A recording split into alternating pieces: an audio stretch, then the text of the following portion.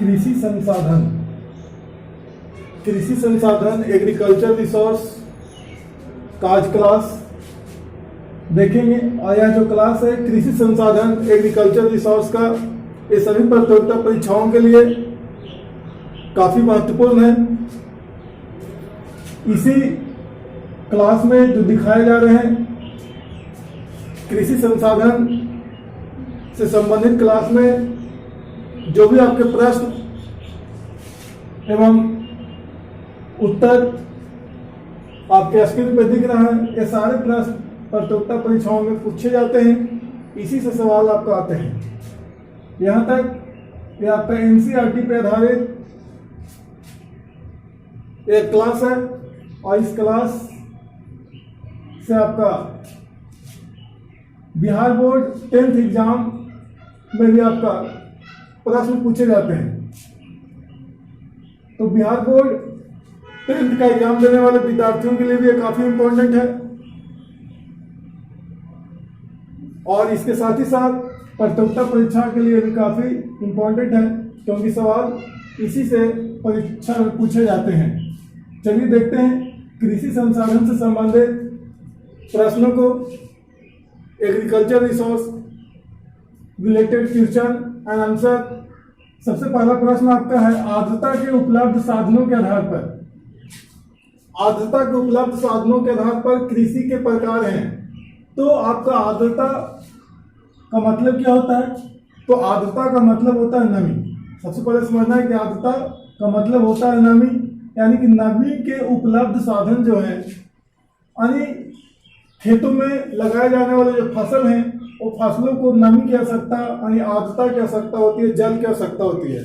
तो आपका यही आपका जल की उपलब्धता यानी आर्द्रता की उपलब्धता के साधनों के आधार पर, आर्द्रता के उपलब्ध साधनों के आधार पर कृषि के जो प्रकार हैं वो दो हैं। यानी दो प्रकार के कृषि होता है, आर्द्रता के उपलब्ध साधनों के आधार पर और जल के उपलब्ध साधनों के आधार पर। एक आपका होता है सिंचित कृषि और दूसरा होता है बरानी कृषि। सिंचित कृषि और दूसरा बरानी कृषि। बरानी कृषि को वर्षा आधारित कृषि भी कहा जाता है। बरानी कृषि को वर्षा आधारित कृषि के नाम से जाना जाता है। चलिए आगे देखते हैं। दूसरा प्रश्न है, सिंचित कृषि में फसलों की सिंचाई करने के कितने उद्देश्य हैं? तो जो सिंचित कृषि है, इस कृषि में फसलों की सिंचाई करने के दो उद्देश्य होते हैं। पहला आपका रक्षित सिंचाई और दूसरा उत्पादक सिंचाई। रक्षित सिंचाई और दूसरा आपका उत्पादक सिंचाई है। उत्पादक सिंचाई अत्यधिक उत्पादन के लिए किया जाता है। उत्पादक सिंचाई अत्यधिक उत्पादन के लिए ये आपको उत्पादक सिंचाई किया जाता है। और रक्षित सिंचाई मतलब फसलों को बचाने के लिए, जहाँ पानी की कमी होती है वैसे क्षेत्रों में आपका सिर्फ फसलों को बचाने के लिए सिंचाई किया जाता है। ज़्यादा सिंचाई नहीं किया जाता है, क्योंकि सिंचाई की सुविधा रक्षित कृषि में नहीं होती है। लेकिन उत्पादक सिंचाई में जो होता है उसमें सिंचाई के तरह तरह की सुविधाएं उपलब्ध होती है। इस प्रकार से अत्यधिक उत्पादन के लिए उत्पादक सिंचाई किया जाता है ताकि अधिक से अधिक पैदावार हो। प्रश्न नंबर 3 आता है, भारत में कितना प्रतिशत भूभाग पर बरानी कृषि होती है? तो भारत में 35.67% जो भूभाग है वहां पर बरानी कृषि होती है। तो बरानी कृषि होता क्या है? तो आपका आर्द्रता के उपलब्ध साधनों के आधार पर जो कृषि के दो प्रकार हैं, एक सिंचित कृषि और दूसरा बरानी कृषि, जो आपका वर्षा आधारित कृषि भी कहलाता है। बरानी कृषि के कितने वर्ग हैं? तो 2 वर्ग हैं, एक शुष्क भूमि कृषि और दूसरा आर्द्र भूमि कृषि है। बरानी कृषि के 2 वर्ग होते हैं, एक आपका शुष्क भूमि कृषि और दूसरा आर्द्र भूमि कृषि होता है। नेक्स्ट प्रश्न आता है 5 नंबर, 75 सेंटीमीटर से कम वर्षा वाले क्षेत्रों में किए जाने वाले कृषि को क्या कहते हैं? शुष्क कृषि।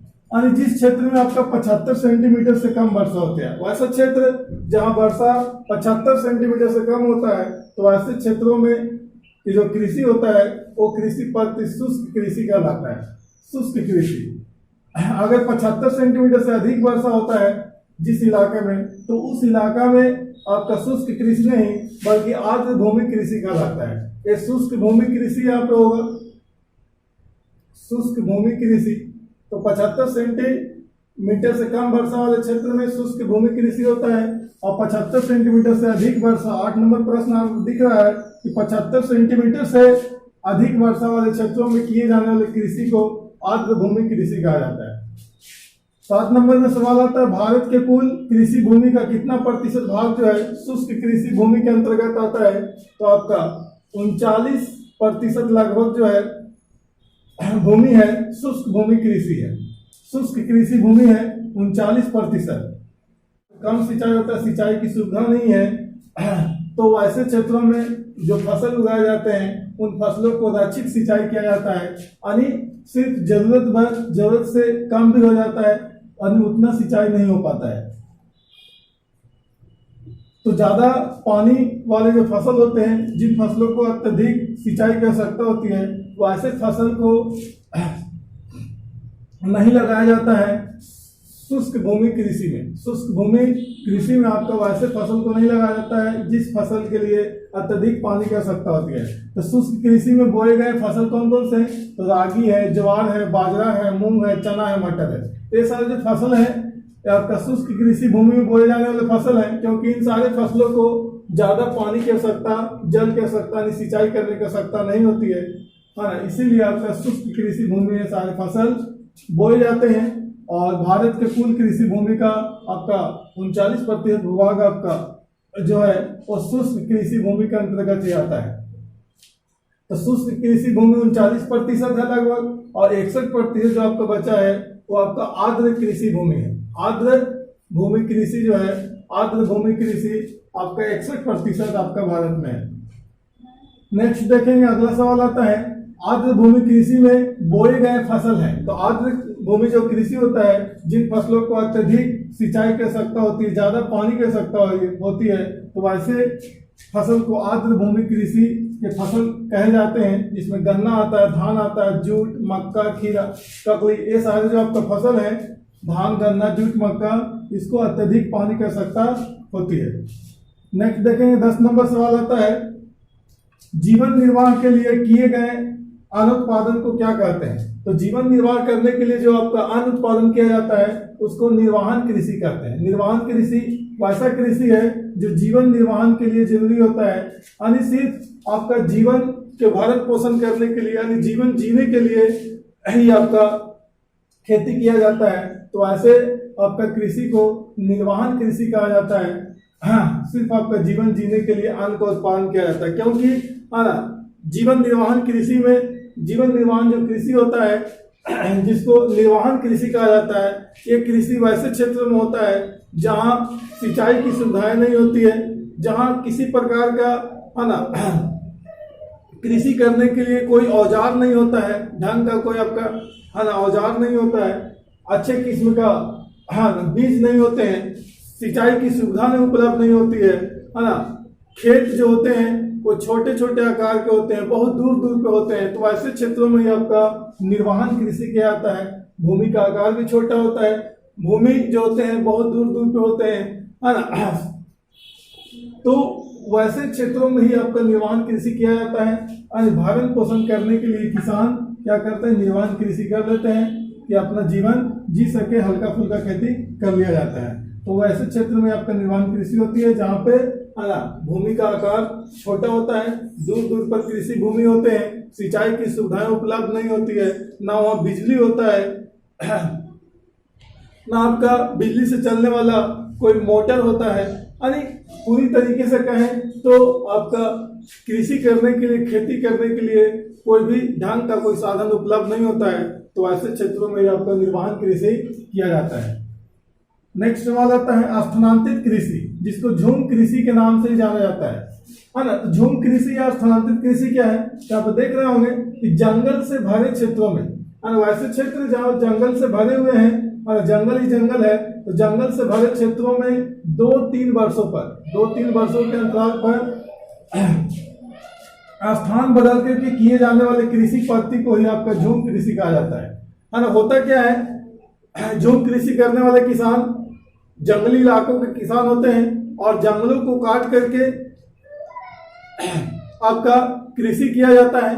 जंगलों को काट करके साफ करके जला करके आपका भूमि को तैयार कर लिया जाता है। तैयार करके वहां पे 2-3 वर्षों तक खेती की जाती है और 2-3 वर्षों के बाद जब आपका भूमि का उर्वरा शक्ति कम जाता है यानी कि उत्पादन कम होने लगता है, तो ऐसी स्थिति में किसान जो है उस भूमि को छोड़ देते हैं और आगे बढ़ जाते हैं और फिर वही प्रक्रिया अपनाते हैं। आगे बढ़ करके फिर जंगलों के पेड़ पौधों को काटते हैं, सफाई करते हैं, जला देते हैं और फिर भूमि को तैयार करके, है ना, फिर उसमें खेती करते हैं। तो इस प्रकार की जो कृषि होती है, आज यहाँ कल दूसरे स्थानों पर भूमि को चेंज कर लिया जाता है जंगलों में। तो इस तरह की कृषि को आपका झूम कृषि कहा जाता है और झूम कृषि को स्थानांतरित कृषि के नाम से भी जाना जाता है।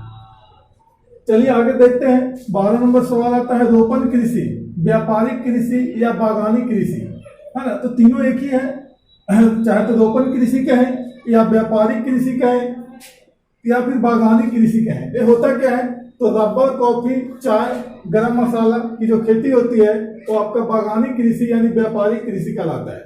अरे व्यापारिक कृषि नाम से ही पता चलता है कि व्यापार के उद्देश्य से किए जाने वाला जो कृषि होता है ना, वो कृषि को हम लोग बागानी कृषि या व्यापारिक कृषि के नाम से जानते हैं। जो किसान आपका व्यापार के उद्देश्य से एक फसल को लगा देते हैं और उस फसल को सालों भर उसको उत्पाद को, उसके प्रोडक्ट को पैदा करते हैं सालों भर और पैदा करके आपका बेचते हैं, तो ऐसे कृषि आपका बागानी कृषि या व्यापारिक कृषि कहलाता है या रोपण कृषि कहलाता है। तो जो चाय का खेती जो होता है, कॉफी का खेती होता है, रबर की खेती जो होती है, गरम मसाला की खेती होती है, और ये आपका व्यापारिक कृषि के अंतर्गत ही आता है। व्यापारिक फसल भी आपका कहलाते हैं सारे, क्योंकि है ना इन सारे फसलों के पेड़ पौधों को लगा दिया जाता है। लगा करके एक साल तक के आपका 1-2 सालों तक के आपका उसी पौधे से आपका फसल को उत्पादन किया जाता है और उत्पादन करके उसको बाजार में बेच दिया जाता है। तो इस प्रकार की कृषि व्यापारिक कृषि या बागानी कृषि कहलाते हैं। प्रश्न नंबर 13 आता है पंजाब, हरियाणा और राजस्थान में व्यापारिक फसल है। तो पंजाब, हरियाणा और राजस्थान में जो व्यापारिक फसल है वो आपका चावल है।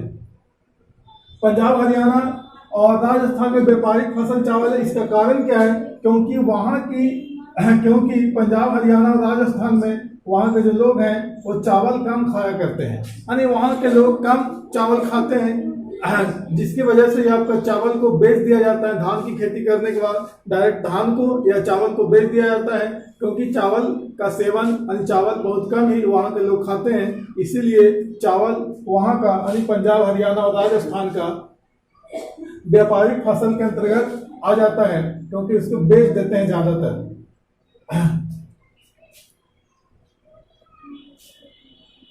प्रश्न नंबर 14 आता है गहन या सघन कृषि। गहन कृषि किसको कहा जाएगा या सघन कृषि किसे कहा जाता है, एक ही चीज है, गहन कृषि कहें या सघन कृषि कहें।